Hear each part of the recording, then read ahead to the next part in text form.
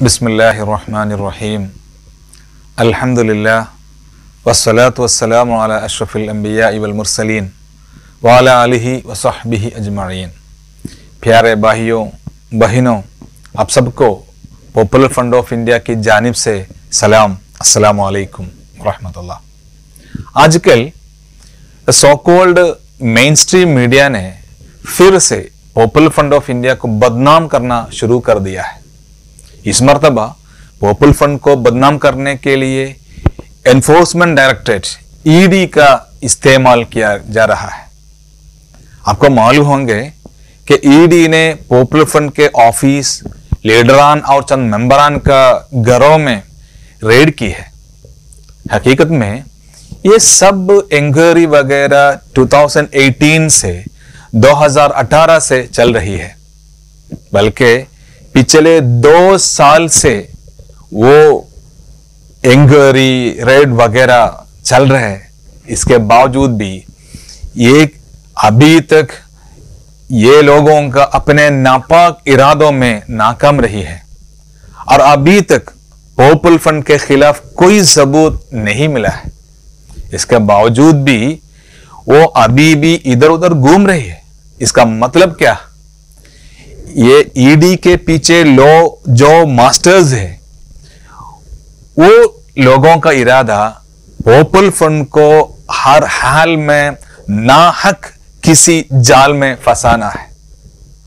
ये तमाम इंक्वायरीज और रेड्स पॉपुलर फ्रंट के तरफ से हमारे मुल्क को खिलाफ कोई काम अंजाम करने के वजह से नहीं है, बल्कि ये एक सियासी इंतकाम है जो कि मौजूदा हुकूमत और उसका मास्टरमाइंड आरएसएस, वो आरएसएस का तैयार किया हुआ मंसूबा है। भाइयों, ये बात हम सही तौर पे समझना है। क्यों आरएसएस पॉपुलर फ्रंट को टारगेट करते हैं? नंबर 1, आरएसएस को बनाने का ही बुनियादी मकसद क्या था? इधर हमारा मुल्क से जमहूरियत और सेकुलरिज्म को खत्म करके एक हिंदू राष्ट्र बनाना। इसीलिए मुसलमानों को सीएए और एनआरसी के जरिए से 2 नंबर शहरी बनाना, नहीं तो एक सेकंड सिटीजन बनाना चाहते हैं। वो उनको ये अच्छी तरह मालूम हो चुका है कि सीएए और एनआरसी को नाफिज करने में सबसे बड़ी रुकावट पॉपुलर फ्रंट है। इसीलिए वो पॉपुलर फ्रंट को बदनाम करने के लिए और जाल में फंसाने के लिए कोशिश कर रहे हैं। और नंबर 2, इसके अलावा यह भी हम समझना है, पॉपुलर फ्रंट सिर्फ सीएए और एनआरसी की मुखालिफत नहीं कर रहे, बल्कि आरएसएस के नापाक इरादों को लोगों के सामने वाफिस और जाहिर करना चाहते हैं कि आरएसएस कैसे मुल्क के खिलाफ है, एंटी नेशनल है, ये किस तरह से इंसानियत के खिलाफ है, ये लोग किस तरह से मुसलमानों के खिलाफ है, ये किस तरह से आवाम के खिलाफ है या एंटी पीपल है, ये किस तरह से किसान और गरीबों के खिलाफ है और कॉरपोरेट्स की हिमायत कर रही है।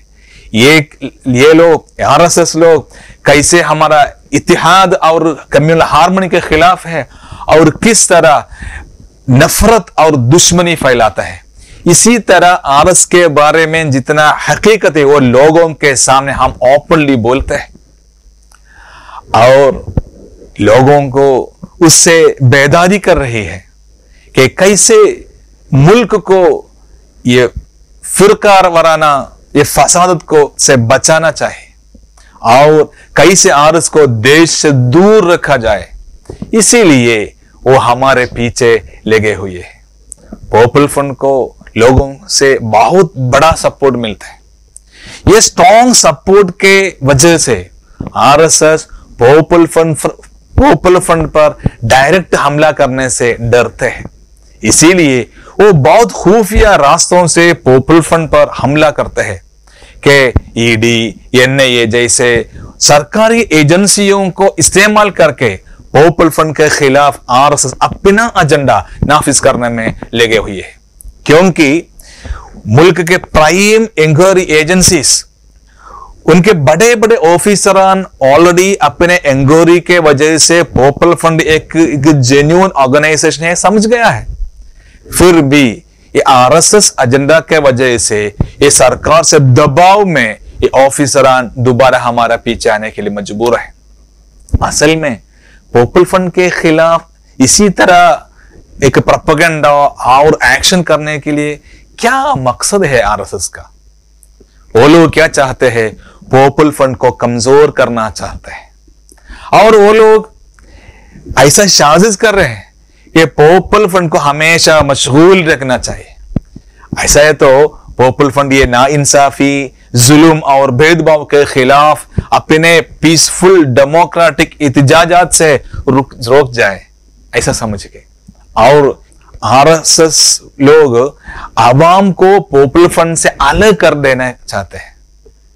लेकिन ये आरएसएस वाले क्या समझते हैं?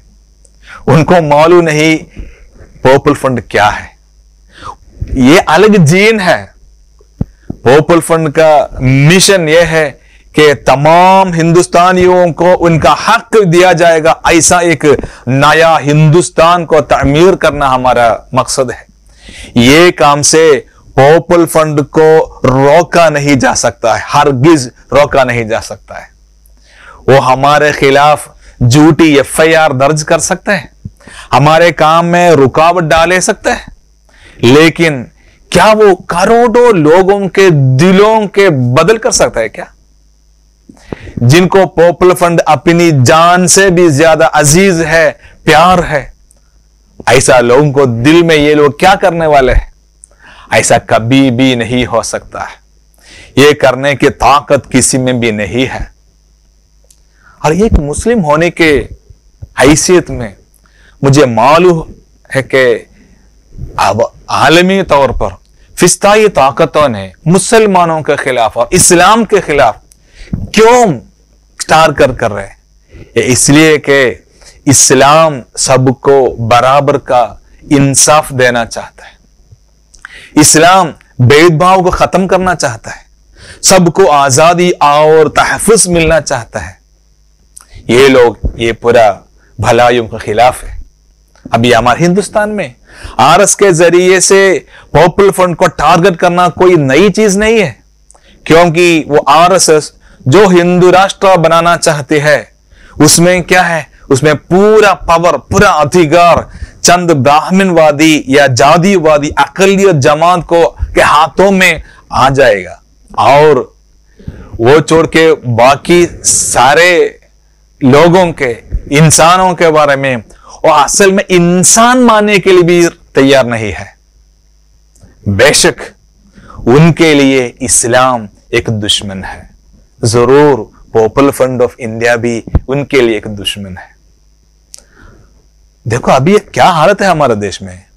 अगर कोई ही इंसान आरएसएस से खिलाफ आवाज उठाते हैं तो उसे शिकार बना लिया जाता है। अगर आप दलितों पर होने वाले रेप और जुल्म के खिलाफ आवाज उठाते तो आपको माओइस्ट कहा जाएगा। अगर आप कॉर्पोरेट साजिशों के खिलाफ आवाज उठाते हैं तो आपको अर्बन नक्सल कहा जाएगा। अगर आप सीएए या एनआरसी के खिलाफ प्रोटेस्ट किए तो आपको आतंकवादी या इस्लामिक टेररिस्ट कहा जाएगा। अगर आप अभी जो चल रहा है किसानों का एहतजाज और एहतजाज में शामिल किए तो आपको खालिस्तान टेररिस्ट बोल जाएगा। ऐसा हो गया है हमारे हिंदुस्तान का हालत।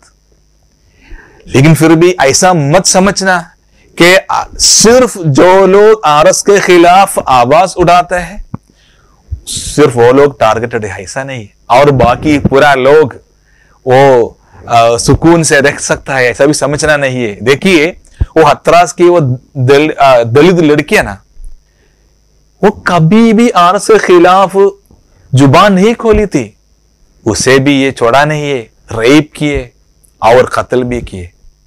ये कितने मुस्लिम नौजवानों को ये मॉब लिंचिंग करके मार दिया।